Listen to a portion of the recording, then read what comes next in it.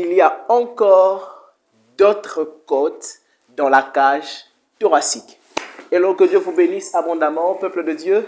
Bienvenue à notre numéro dénommé Wisdom Moment. Aujourd'hui, je veux répondre à des questions qui m'ont été envoyées par plusieurs personnes, par plusieurs bien-aimés, par plusieurs internautes.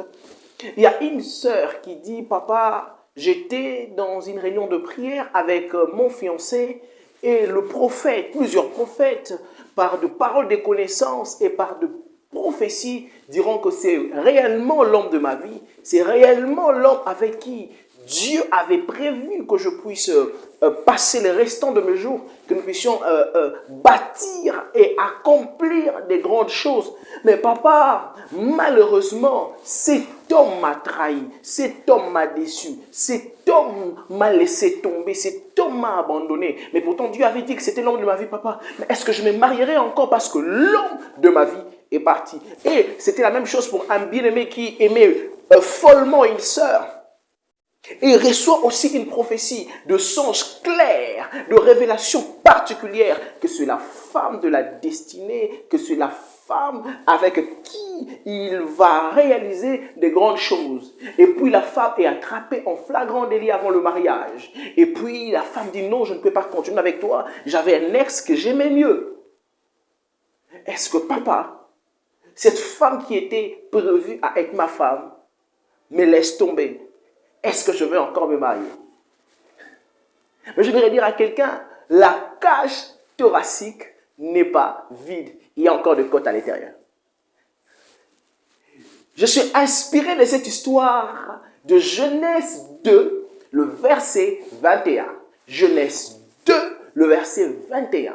La Bible déclare que Dieu frappe Adam d'un profond sommeil.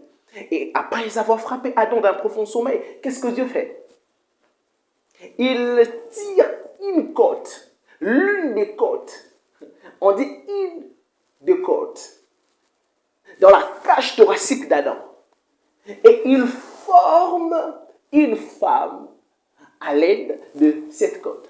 S'il tire une côte, cela veut dire qu'il restait encore d'autres côtes dans la cage thoracique d'Adam.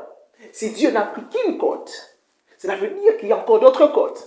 Imaginez-vous que la côte que Dieu a eu à prendre, c'est décide de quitter la main de Dieu.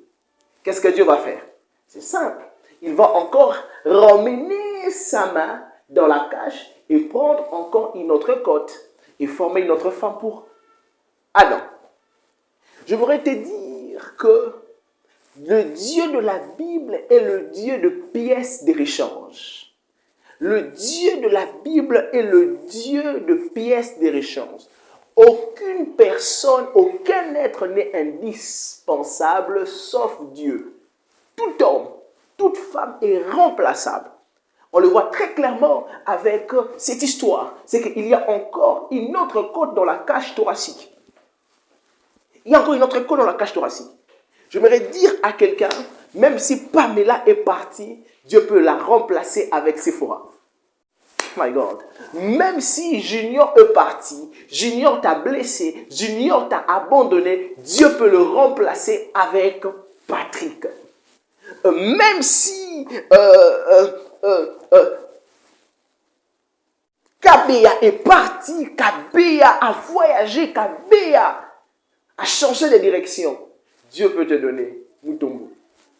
La cage thoracique n'est pas vide. Et ça va presque dans tout le domaine. Ça va presque dans tout le domaine. Un ami qui doit jouer un rôle particulier pour toi. Une amie qui était destinée à pouvoir être une bénédiction pour toi, qui te lâche. Un partenaire, un fils te lâche. Je te dis que la cage thoracique n'est pas vide. Le Dieu de la Bible est le Dieu de la réserve. Si Caïn tue Abel, laisse-moi te dire, la matrice d'Ève peut encore engendrer Seth. Oh, I love the wisdom. Si Caïn touche Abel, la matrice d'Ève peut encore corps formé peut encore engendrer un 7. J'aimerais dire à un cœur, la matrice de Dieu peut encore te donner ce que tu as perdu. La relation que tu as perdue, le fils que tu as perdu, le partenaire que tu as perdu, l'ami que tu as perdu, le père que tu as perdu, la mère que tu as perdue. Il y a encore un autre témoin. Jésus aussi avait une équipe apostolique de 12 disciples. Un se décide de le trahir, de le vendre. Il reste à 11. Mais il y a un vide. Qui va remplacer Judas? Nous connaissons tous l'histoire. Il y a eu Matthias qui a remplacé Judas. Quand on touche à ton Abel, Dieu peut le remplacer par un 7. Quand Judas se décide de te trahir, se décide de t'abandonner, Dieu peut le remplacer par un Matthias. Le Dieu de la Bible est le Dieu de la réserve.